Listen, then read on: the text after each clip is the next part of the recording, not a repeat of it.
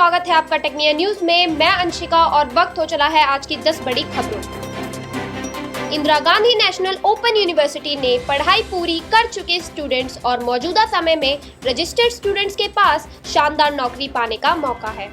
इग्नू ने अपने दूसरे mega on campus placement drive की घोषणा कर दी है। इग्नू के कैंपस प्लेसमेंट सेल CPC की तरफ से आयोजित ये कैंपस प्लेसमेंट ड्राइव इग्नू के स्टूडेंट्स और एलुमनाई के लिए खुला है। ये प्लेसमेंट ड्राइव इग्नू मुख्यालय स्थित BR अम्बेडकर कन्वेंशन सेंटर में आयोजित की जाएगी। इग्नू के ऑन कैंपस प्लेसमेंट का मकसद ड्राइव में fintech, IT, BPO, banking, hospitality, travel tourism, edtech, aviation और हेल्थ केयर जैसे अलग अलग सेक्टर में अलग अलग तरह के जॉब के मौके देना। Indian space research organisation ISRO के साथ काम करने के इच्छुक स्कूल स्टूडेंट के लिए बड़ी खबर। इसरो के युविका 2026 के लिए देश भर की किसी भी स्कूल से 1 जनवरी 2026 तक ग्रेड 9 में पढ़ने वाले स्टूडेंट्स अप्लाई कर सकते हैं। युविका का मकसद स्कूल स्टूडेंट्स को स्पेस टेक्नोलॉजी, स्पेस साइंस और इसके एप्लीकेशन की बेसिक समझ देना है। इसरो ने इस प्रोग्राम को इस तरह से डिजाइन किया है कि कम उम्र में ही स्टूडेंट्स साइंस, टेक्नोलॉजी, इंजीनियरिंग और मैथ स्ट्रीम में करियर बनाने के लिए प्रोत्साहित हो सके। इसरो युविका 2026 के लिए आवेदन प्रक्रिया 27 फरवरी 2026 से शुरू होगी। आवेदन करने की अंतिम तारीख 31 मार्च है। इंजीनियरिंग करने वाले युवाओं के लिए एक शानदार मौका आया है। देश की तेल एवं गैस कंपनी HPCL ने 608 ग्रेजुएट अप्रेंटिस ट्रेनी पदों पर भर्ती निकाली है। यह वैकेंसी उन उम्मीदवारों के लिए खास अवसर है जो अपनी टेक्निकल पढ़ाई के बाद किसी बड़ी सरकारी कंपनी में जाकर अपने करियर की शुरुआत करना चाहते हैं। ये सभी के लिए बहुत ही अहम होगी क्योंकि इंजीनियरिंग के बाद सही प्लेटफॉर्म मिलना बहुत ही ज्यादा अहम होता है। अग्निवीर सैनिकों के लिए बड़ी खबर है। दिल्ली में अब पूर्व अग्निवीर सैनिकों को पुलिस भर्ती में 20% का आरक्षण प्रदान किया जाएगा। नए आरक्षण नियम को दिल्ली के उपराज्यपाल VK सक्सेना द्वारा मंजूरी प्रदान कर दी गई है। इस नए नियम से अग्निवीर पदों से रिटायर होने वाले सैनिकों का भविष्य सिक्योर हो सके। दिल्ली पुलिस में 42,451 कांस्टेबल के रिक्त पदों पर भर्ती की जानी है। भर्ती के लिए आवेदन एवं नोटिफिकेशन जल्द ही जारी किया जा सकता है। इस भर्ती के निकलते ही अग्निवीर के लिए रूल लागू हो जाएगा। दिल्ली पुलिस कांस्टेबल पदों पर आवेदन के लिए अभ्यर्थी का किसी मान्यता प्राप्त बोर्ड संस्थान से 12वीं पास होना अनिवार्य है। 12वीं के बाद यूनिवर्सिटीज में एडमिशन लेने के इच्छुक स्टूडेंट्स के लिए महत्वपूर्ण सूचना है। अगर किसी भी ऐसे स्टूडेंट ने central university entrance test CUET undergraduate UG के लिए अभी तक आवेदन नहीं किया है तो उनके पास एक और मौका है। नेशनल टेस्टिंग एजेंसी NTA ने CUET UG 2026 एप्लीकेशन पोर्टल पर फिर से खोल दिया है, जिसके तहत इच्छुक स्टूडेंट्स 23 फरवरी से 26 फरवरी तक आवेदन कर सकते हैं। NTA ने कहा कि स्टूडेंट्स की मांग पर दोबारा से एप्लीकेशन पोर्टल फिर से शुरू किया गया है। यह तीसरी बार है जब NTA ने CUET UG 2026 का एप्लीकेशन पोर्टल खोला है। National eligibility cum entrance NEET PG 2025 में -40 स्कोर तक हासिल करने वाले कैंडिडेट्स को भी मेडिकल के PG कोर्सों में एडमिशन देने संबंधी नियम के मामले में केंद्र सरकार ने सुप्रीम कोर्ट में जवाब दाखिल किया है। केंद्र सरकार ने सुप्रीम कोर्ट में दाखिल जवाब में कहा है कि इस नियम से मेडिकल की PG सीटों में एडमिशन देने पर डॉक्टर्स की योग्यता पर कोई फर्क नहीं पड़ेगा।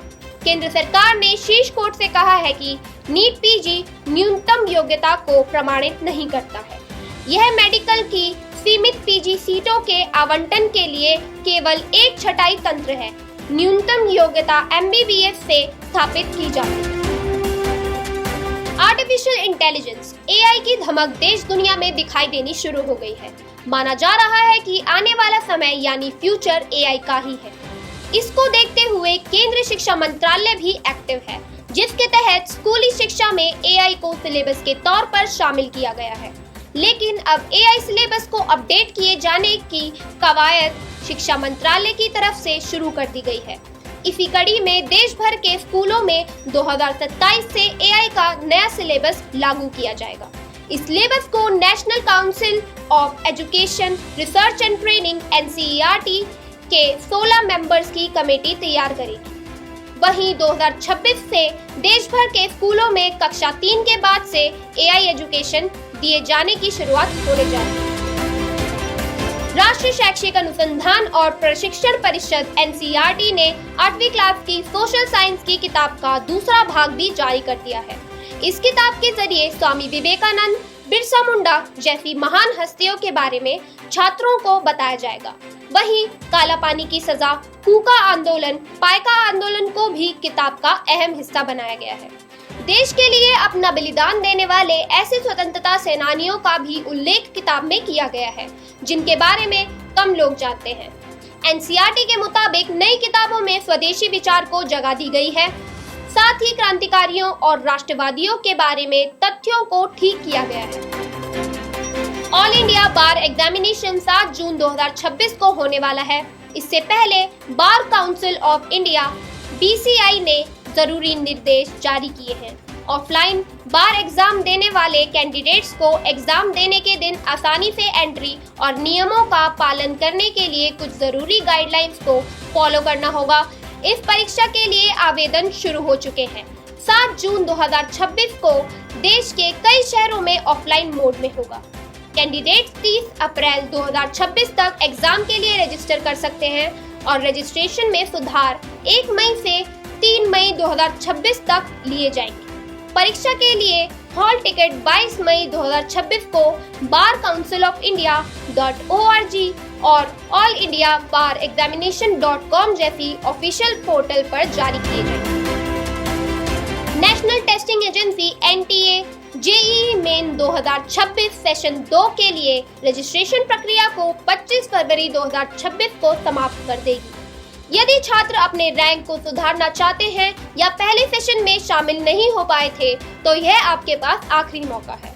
एग्जाम के दूसरे सेशन में शामिल होने के इच्छुक छात्रों को ऑफिशियल वेबसाइट jeemain.nta.nic.in पर जाकर ऑनलाइन रजिस्ट्रेशन करना होगा।